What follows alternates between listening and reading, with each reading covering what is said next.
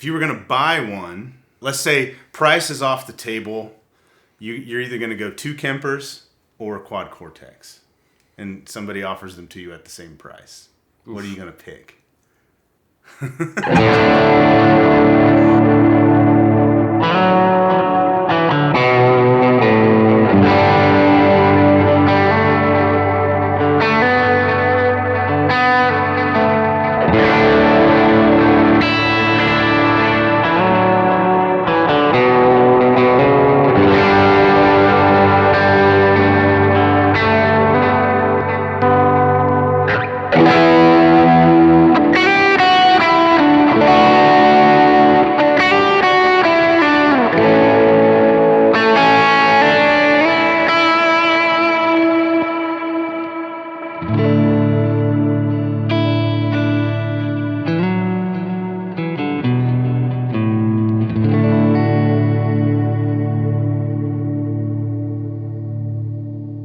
Hey, I'm Brian. I'm Bradford. Welcome to WT Tone. Hello. In this video today, we're going to compare and do an ABC between the Kemper, the Quad Cortex, and the actual amp, which in this case is a Tyler HM30. It's kind of a matchless DC30-ish deal. We're going to compare the capture, the profile, and the amp all at exactly the same settings. Exactly. From what we did with from how we captured and profiled it. But we regularly get asked which one's best.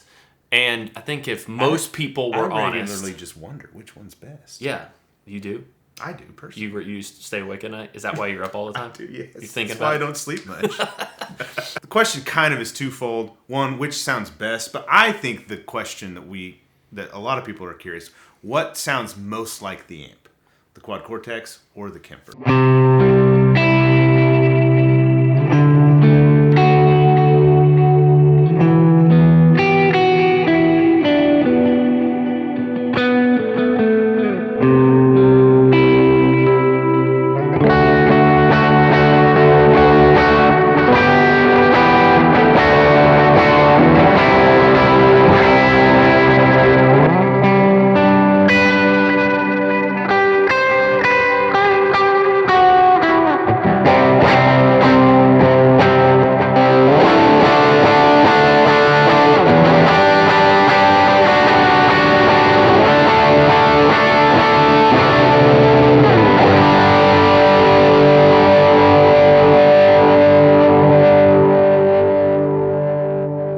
People have done these kind of comparisons. They have, yeah. But one thing you don't see very much, and I think one of the more important things about these devices, what you're going to hear is in the clean settings, they're almost indistinguishable. Yeah. Right? What do they sound like, though, when you hit them with Overdrive, when you hit them with Fuzz, when you hit them with effects, reverb and delay? We have the board, which you'll see here now running this board. We ran the guitar into the board, and then that went to all three things at the same time. A quick bit about the setup, and then we'll jump into the A-B-C comparisons and our discussion. This is important how this is set up. If you want to jump around, there's chapter markers here on YouTube, but this is what we did. The amp is a Tyler HM30. We went into the channel 1, which is the 12AX7 channel. It's very much like a Vox AC30 top boost type of a sound. We ran it into a separate room, which is important, into the Tyler 1012 cabinet, which is 10-inch speaker, 12-inch speaker. We mic'd each speaker, one with a Royer 121, one with an Earthworks SR25. Those two microphones went into a stereo Neve 1073 preamp. We have applied EQ on the preamp. We got it sounding like we like it. From there, we profiled the amp with the Kemper. We refined it. I hate these comparisons where people don't refine the profile in the Kemper. You have to refine the profile. Yeah, it's part of the profiling process. Yes. So we profiled the amp in the Kemper. We refined it. It got to a point where we flipped back and forth, and you couldn't tell a difference. Yeah. Okay. Then we didn't change a single thing, and we captured it in the Quad Cortex. Again, at the end of the capture process, Cortex amp. Can you hear a difference? We couldn't. But long story short, the profile and the capture to our ears when we made it sounded exactly the same as the mic'd amp. Then we went to lunch. And then we came back and we didn't change a single thing. We even used, it's the Jennings, we used the same guitar. So this is how we set the amp for the profile and the capture. Yeah, so we didn't change a single thing. We didn't apply any EQ or effects to the captures or the capture or the profile. And then we did our comparisons. Now, to do the comparisons, we have the same exact performance for all three because what we've done is we've taken the guitar, we've run it into an RJM Effects Gizmo. It's a switcher thing.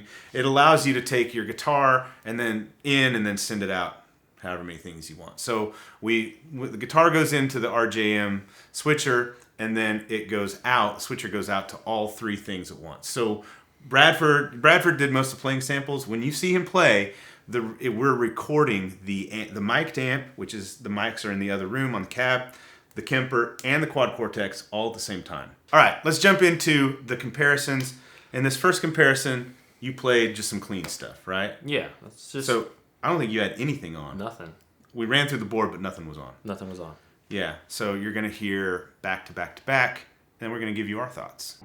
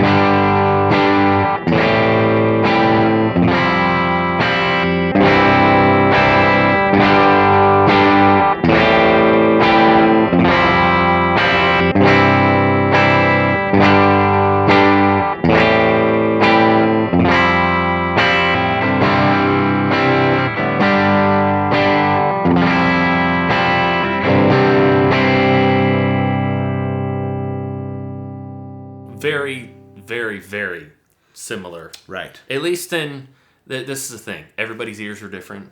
Everybody's equipment they're listening to is different. You're listening to this is not. I feel like we're already jumping on this, but like this ain't gospel truth here. We're telling you our thoughts, right? And you can decipher how you want. We're listening off of some pretty decent studio monitors, and it's hard to actually like really tell it's 100% difficult to tell which one you're on. Yeah. But it's hard to tell if I can even hear anything that's drastically different. Yeah, we just listened to like half an hour of listen to the amp, Kemper, Quad Cortex, and we had like a few seconds between the one to the other, and it was hard for us to tell a difference in this clean sample. Yeah, and honestly, listening on such like intentional speakers may be different. Somebody listening on an iPhone may actually hear some like high-end frequency that we're not picking up on. There's a lot of different variables. Listen to it pretty loud too. Yeah. We try to get close to like how loud you're going to play this thing live. Yeah. All right, next example, we're going to hit with some overdrive. So what does it sound like with gain? We've got three examples for gain in this one. We've got a King of Tone, Analog Man King of Tone. We're using the left side, which is kind of a lower gain side. We're using the Duelist, and on that we're using the right side, which is like the Tube Screamer, and that's like a mid-gain sound. Yep. And then we've also got a Scarab, a basic audio Scarab fuzz. That's a separate thing. That's a separate thing. So we're just going to focus on the gain, the overdrive gain. Yeah. So the King of Tone, the Duelist. Here you go.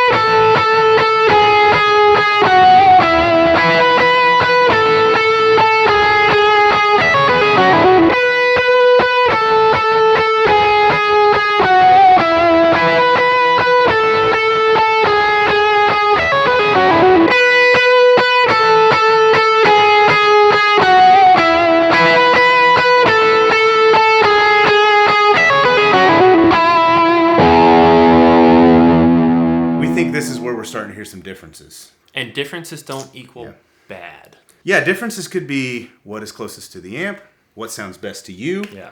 You might like one over the other. I think if we labeled these A, B, C rather than amp, Kemper, Quad Cortex, you might prefer a different one. That was, I think, and there's nothing wrong with this. We all do this. Mm-hmm. Like, we have our biases about things, bias thoughts. But the differences is in, like, the tone we start to hear. Yeah. That's why I'm kind of, like, saying all this stuff. It's like it starts changing when gain is added. And there could be a lot of reasons why that is. Mm-hmm. Don't really know why. People tend to say, people who had Kemper or don't like Kemper, but people who had Kemper and left it, I hear a lot of people mention that they feel like there's like compression happening. Well, you mentioned to me the other day, using Kemper, you've been using amps more live. Yeah. And you mentioned to me, Bradford mentioned to me the other day that like, he's setting his drives differently when he's using an amp versus the Kemper. I always do. So it's like, there's something going on with the Kemper it. profile that's different than the amp. Absolutely. Yeah. The Kemper, it's like it loses some highs. Only when you go mid-gain or higher. Yeah. Yeah. And then the Quad Cortex, I've always thought this, though. I've always thought the Quad Cortex also feels like it doesn't have the same depth as, like, a Kemper profile will. Yeah. But the second I'm playing in a mix, don't notice, don't care. Yeah, that low end is going to get removed anyway. Yeah, and honestly, just sitting at home, I'm like, I don't really care too much about it either. Back to back, I notice that. But when you add drive, what it sounds like is that the Quad Cortex does lose a little bit more low end, and it actually gets a little bit brighter, which is weird. But that's our perception again. That's our perception. What you hear might sound different to you. We did a lot of samples with drive, both with and without wet effects. In the lower gain settings, typically with the King of Tone, everything sounded pretty similar. One thing I noticed is the Quad Cortex didn't sound as driven as the Kemper and the amp did. And we've run into that. We've had to make adjustments when capturing. Yeah, we've really had to dial that in. But everything sounded really similar tonally with the lower gain setting. With the bigger gain setting, with the Duelist, I felt like we started to hear the Kemper kind of sound like this. It's like shaving a little that high end without touching a thing. Nothing changed. And the Quad Cortex retained all of that. In my opinion, the Quad Cortex sounded closer to the amp and responded more like the amp, especially with higher gain settings. Now, like Bradford has said in this video already, it's like you can make adjustments to compensate for that easily. Yeah, Kemper, just like the tone knob can be turned up. The amp could be adjusted, but the point was without touching anything. Yeah, what sounds most like the amp? That's the question we're asking. What sounds most like the amp? All right, we've done Overdrive. Let's listen to some fuzz sounds. This one got interesting for us. Check it out.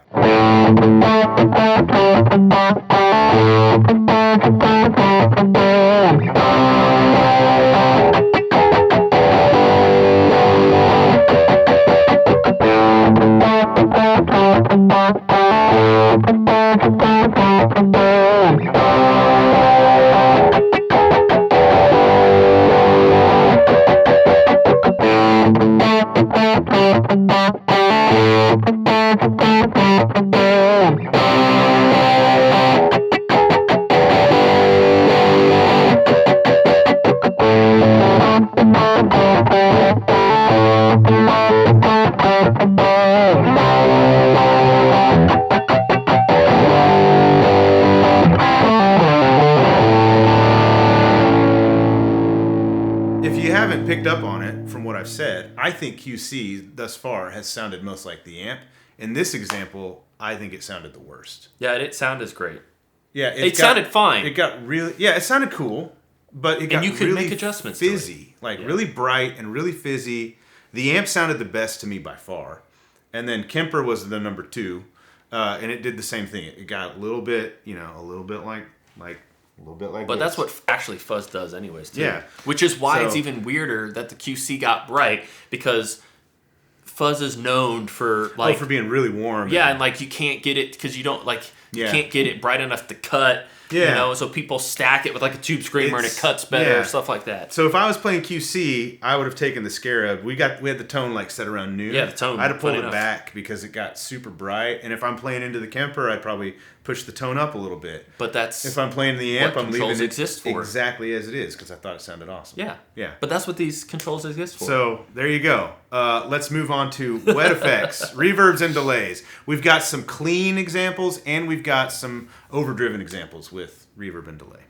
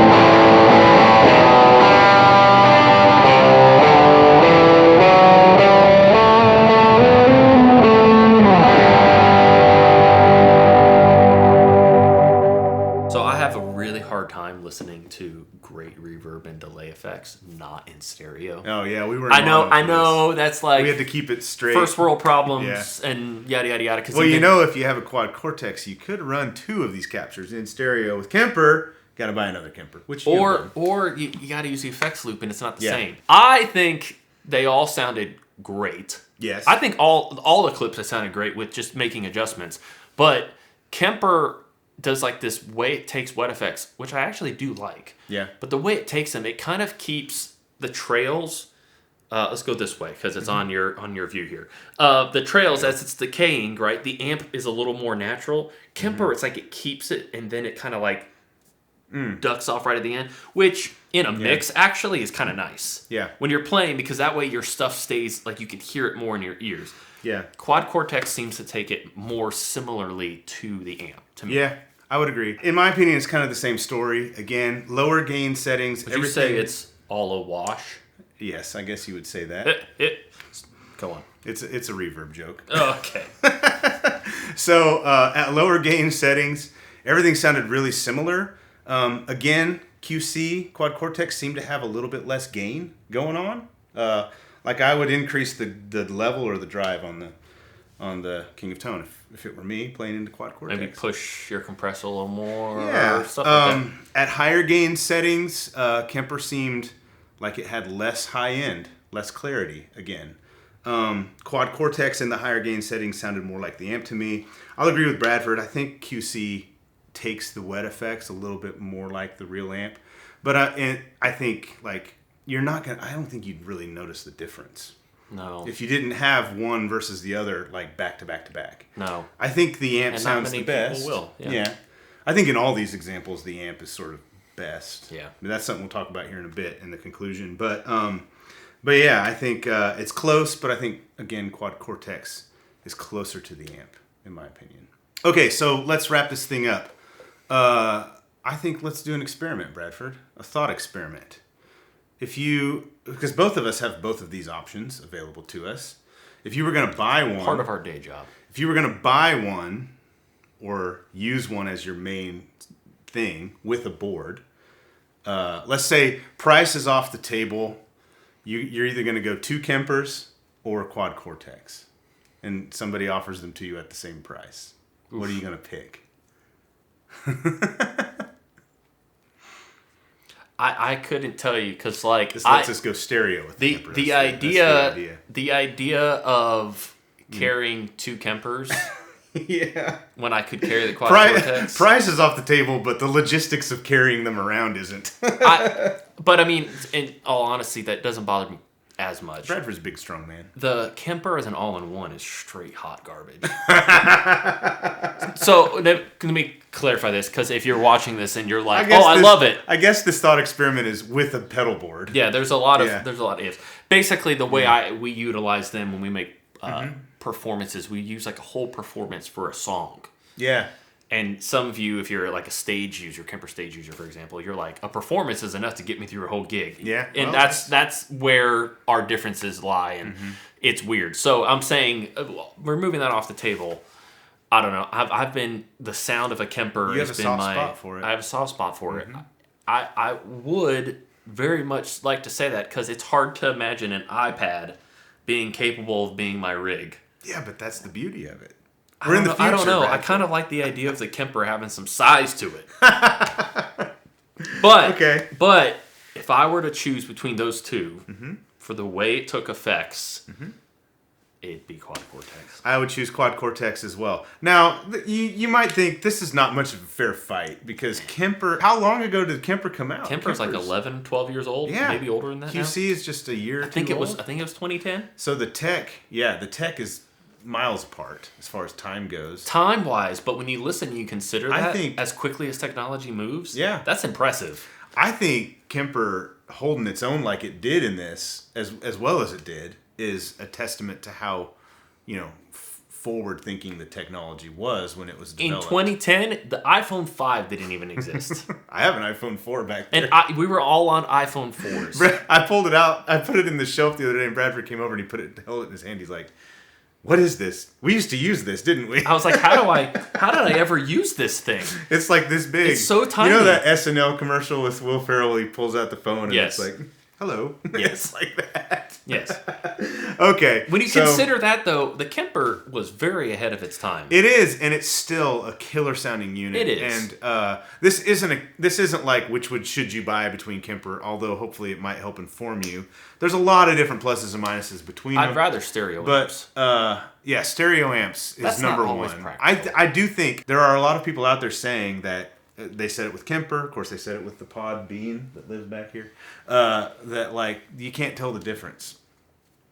I've just proven to myself that you can, because we could hear the difference. And actually, it's not hard to hear the difference. The amp sounds better. Yeah. Straight up, the amp sounds better. But that's mic'd amp on a cab. We've done like through the aux. Mic'd cab amp sounds better than running the same head through the aux. Something about it, even like the way things react, still different. It's just, I've become more and more convinced the more that we capture and profile and record amps, that there's some magic there that still exists, but the difference is just, it's minute. And if you don't hear them back to back to back, you could argue it's impossible to know the difference. Yeah, I've always thought that, like, in an ideal world where somebody gave me like $5,000 to buy 2 high-end stereo amps, and somebody were to haul them around for me, mic them, or take. Yeah. I don't mind lifting heavy things. I actually wake up before the sun. You choose to do it on 5 your own days a week, Bradford, to do that. Yes. I enjoy it. Am I the strongest? Am I the biggest? Am I the baddest? No, but I enjoy it. No. But if I'm like, why? Like, I want to get more. It's more about getting in and out. That's right. When I want to show up like 10 minutes earlier than I'm supposed to, because that's responsible and respectful. And then be ready to go and chill. Yeah. And then when it's time to go, I want to get out of there. Yeah, that's right. And so, to me, that's the biggest thing. But there's that extra mojo, the extra juice, the goodness that amps bring. All right. That's enough of this one. Let us know in the comments what you think. Yes. I'm sure you will. I'm sure your preference. I'd be curious to know, out of the three, if people still say they prefer Kemper Quad Cortex over the amp. Oh, I'd be curious, because there are times where we profile an amp and we're like, oh, that Kemper actually kind of refined the amp a little bit. Yes. So I'd be curious to know if there's something like that. We didn't do any of the normal things to that Kemper profile. Usually we tweak the EQ, definition, clarity, if you're a compression. User, you know. Usually we do a little bit of that stuff to sort of sweeten the pot. We didn't do it in this example because we wanted it as close to that amp as we got it with the capture. Yeah. So, hey, thanks for watching. Subscribe to the channel. We make, like we've said a couple times in this video, we make lots of presets, profiles, captures, patches for Line 6 product, for Fractal product, for Kemper, for Quad Cortex. Waiting for that marketplace to open up, and we'll have a huge library coming at you. All that linked below.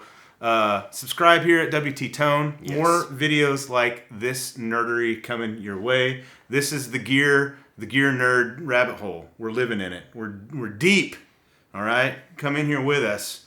We've been talking about featuring all these amps on the channel.